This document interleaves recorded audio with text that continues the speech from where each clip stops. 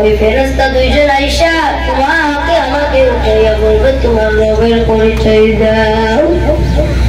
ও মা আজকে একটু চোখ থেকে পানি ফেলাও। ওই কবর যে সময় জিজ্ঞাসা করবে তোমার রবের পরিচয় দাও, তখন তুমি আমি কি জবাব দেব? ওই ফেরেশতাদের কাছে যদি তুমি আমি নামাজ পড়া যাই, তুমি আমি জবাব দেব আমার আল্লাহ। সকলে বলে আল্লাহ আল্লাহ। তখন প্রশ্ন করলো তোমার দিন কি? নামাজ বলল আমার দিন ইসলাম। আবার যখন বলবো তোমার নবীকে, নামাজেরা তখন বলবো আমার নবী হযরত মুহাম্মদ সাল্লাল্লাহু আলাইহি ওয়াসাল্লাম। আল্লাহ বলবো ফেরেশতারা দাঁড়ায় রইছেন,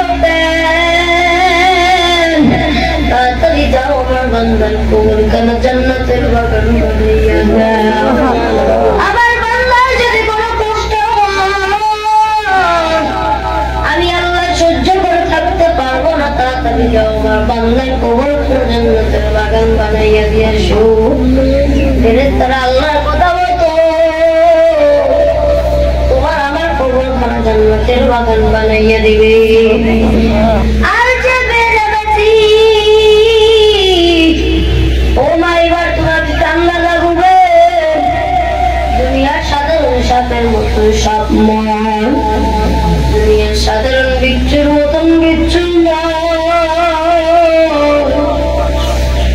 একটু মাথাটা নিচু করে মাথার উপর উল্টাটা দিয়ে মাথাটা নিচু করে ফেলাও।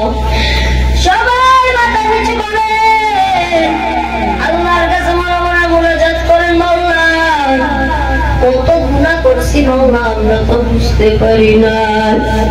ও মা একটা কথা শুনে নাও, যখন তোমার আমার কবরের ভিতরে দুইটা ফেরেশতাকে পাঠাইয়া দিবে, যাও আমার বান্দার থেকে তিনটা প্রশ্নের উত্তর আদায় করে নিয়ে আসো।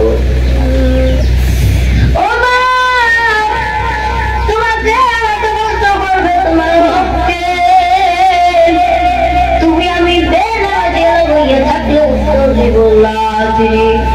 আবার যখন বলবে তোমার দিন কি, বেনামাজি তখন বলবে লাজি। আবার যখন বলবে তোমার নবীকে, বেনামাজি তখন বলবে লাজি লাজি আমি কিছুই জানি না।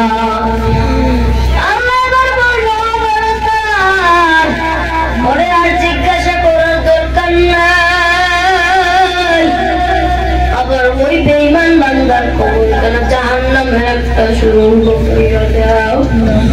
ওই জাহান্নামের তাপ তুমি সহ্য করতে পারবে না।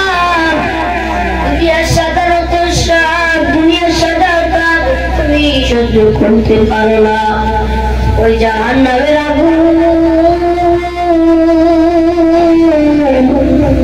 কত কঠিন, তুমি জাহান্নামের আগুন সহ্য করতে পারো না।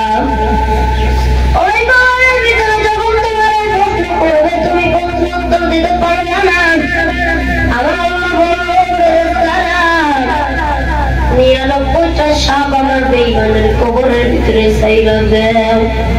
ও মা ওই সাপ দুনিয়ার সাধারণ সাপ নয় গো মা, ওই সাপ এত কঠিন। নবী হাদিসে বলেন সাপের এক ফোঁটা নিঃশ্বাস, একটা নিঃশ্বাস যদি পৃথিবীতে ছাড়ে পুরো পৃথিবী পুরো সরকার হয়ে যাবে। বলেন নাউযুবিল্লাহ। আর ওই সাপ যখন তোমাকে আমাকে সবল মারবে, তুমি আমি 70 গজ মাটির নিচে ঢুকে যাবো। আমার ফেরেশতারা টান দিয়া উঠাইবে, আবার তোমাকে আমাকে 70 গজ মাটির নিচে ঢুকাইবে, আবার তোমাকে আমাকে বের করবে। এরকম করতে করতে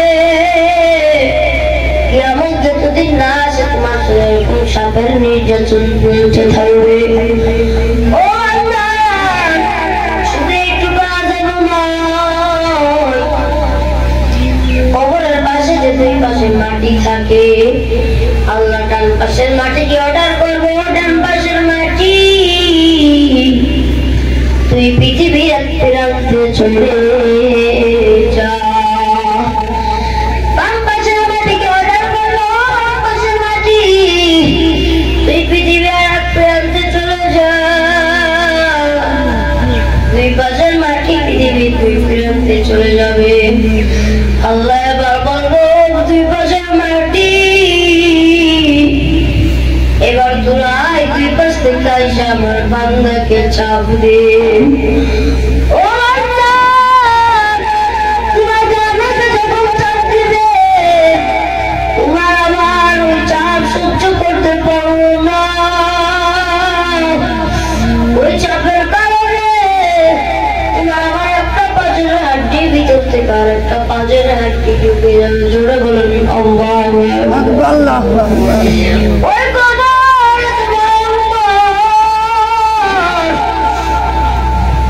এই বড় আযাব তুমি আমি সহ্য করতে পারবো না। ওখানে সময় বান্দা তওবা করে কবরে যাও, তওবা ছাড়া কেউ কবরে যাইও না। ওই কবরে তোমাকে আমাকে যেতেই হবে, ওই কবরে আমাকে তোমাকে শুইতে হবে। এই জন্য আমার আল্লাহ পাক রব্বুল আলামিন বলেন, বান্দা দুনিয়াতে 5 ওয়াক্ত নামাজ আদায় করো, আমি আল্লাহ 2 নাম্বার পুরস্কার তোমাদের কবরখানা জান্নাতের বাগান বানাইয়া দেব। সুবহানাল্লাহ। জীবনে না করিলাম বন্দেগি, সবাই জীবনে